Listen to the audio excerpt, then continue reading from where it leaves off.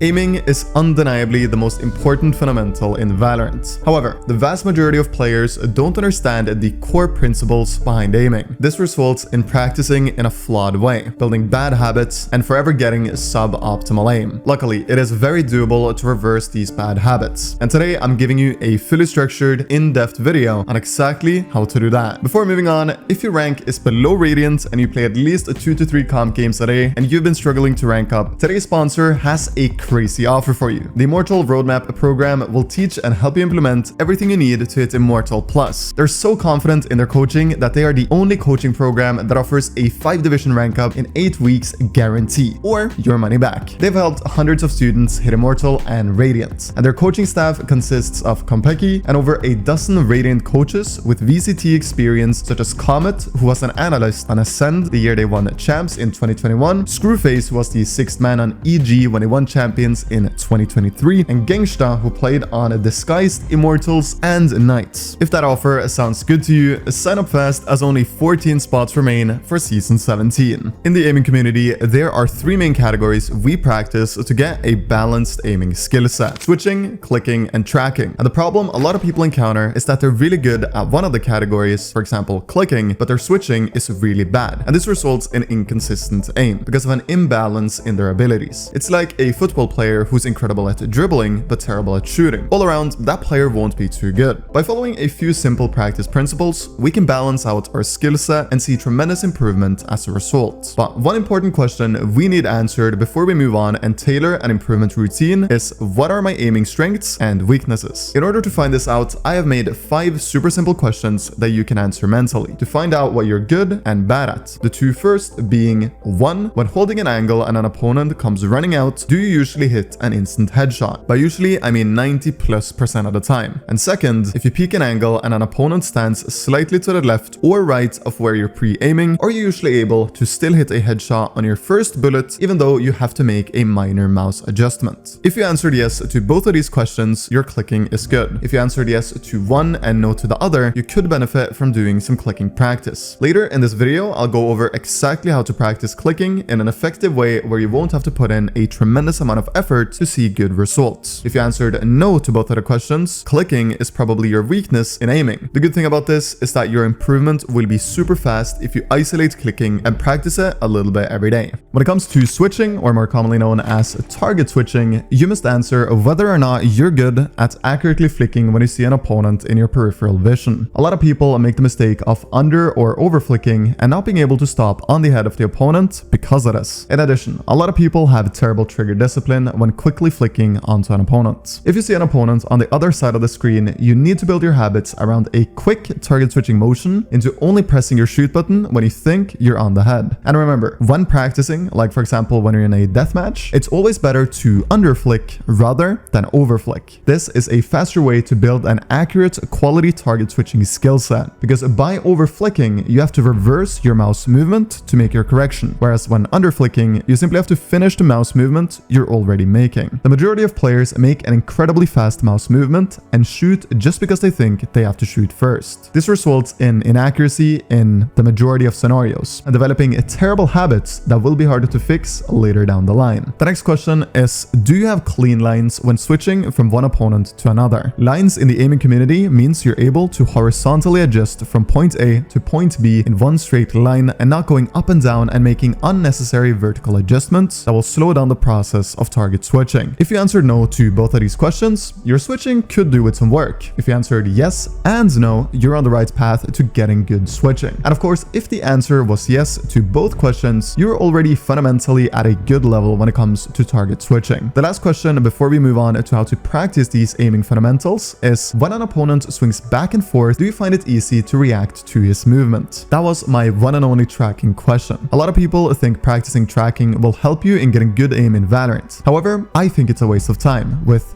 two exceptions. Firstly, if you're brand new to gaming, practicing some tracking every day on aim labs could help you get an okay level of mouse control relatively fast, which will be beneficial in your Valorant journey. Secondly, as the question suggested, I think if you struggle a lot with hitting shots when an opponent is moving back and forth, I think practicing tracking will be an effective use of your time. But for the vast majority of you guys watching, you will get way better results by intensely practicing your clicking and target switching. And this is exactly how I recommend doing that. When it comes to practicing clicking, you have two main categories. Static practice, meaning on targets standing still, where you flick from target to target, and there are many ways you can practice this. For example, on the shooting range. If you want to go down this route, it's important to practice upon clean lines like we talked about earlier, and accuracy. Don't practice so fast to the point where you miss often. Your goal should be to have a very high accuracy, because if you don't, you'll build bad habits. The second way is through an aim trainer like AimLab, Kovacs, or AimBeast. I recommend AimLab since it's free and it's just gotten better and better over the last 24 months. If you find that your weakness is static clicking, simply search up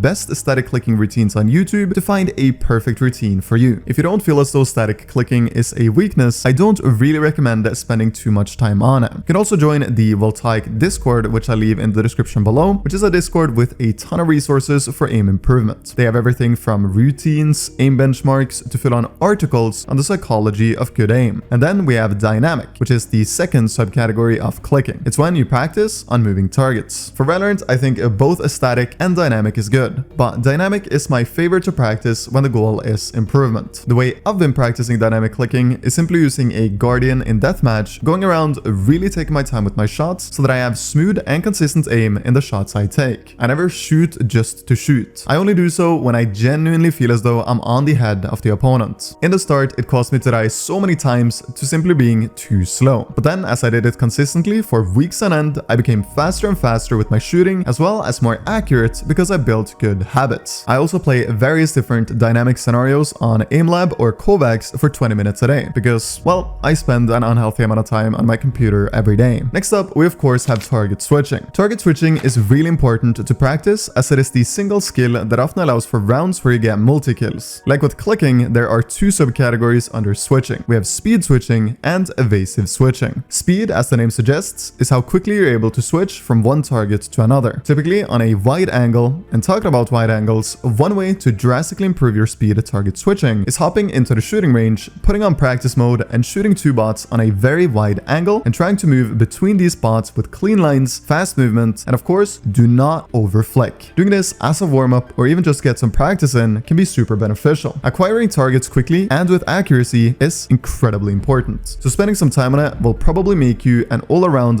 way better player. The second subcategory of target switching is called evasive. Now, this isn't super important for Valorant, as practicing this is more for high TTK games like Apex, Overwatch, or Quake. But if you ever want to test it out and see if you can get any benefit from it, I recommend using an aim trainer to do so. For transparency, I can't remember the last time I played an evasive scenario on Kovacs, but a lot of people say it is beneficial for getting insane target switching because of the targets often being way harder to switch from and to on these types of scenarios. And we of course also have tracking, and to no surprise to anyone, there's also two subcategories here, being reactive and precise. Reactive is essentially referring to tracking when an opponent moves back and forth a lot, and precise is more so when you need to track an opponent going one direction for a long time and then switching directions and going the other way for a long time as well. As previously mentioned, I don't really recommend putting in a lot of time in tracking, as I think you will get way more out of your time if you play deathmatch with a Guardian, for example. But why in the world is it so important to know about all of these aiming subcategories? The reason is simple. If you can master all of these fundamentals to a relatively high extent, your aim will be balanced and as a result also incredibly snappy, clean, and consistent. If you've understood that you're target switching, for example, and need some work after this video, isolate that weakness, work on it, and get it up to par with the other aiming subcategories. If you enjoyed today's episode, consider liking, and remember, if you need help finding your weaknesses or simply just ranking up fast, check out the Immortal Roadmap program in the description below.